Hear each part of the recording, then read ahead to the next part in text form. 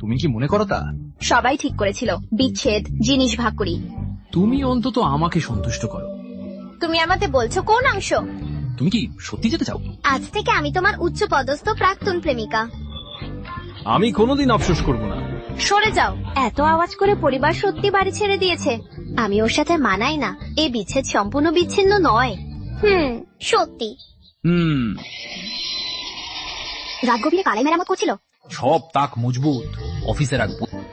সবাই তোমাকেই নিয়েছে। আমি বাড়ি বদলাই, তারা আমার সঙ্গে এসেছে। তুমি বেশি ভাবো না, আমরা প্রতিবেশী, একসাথে সহযোগিতা করব।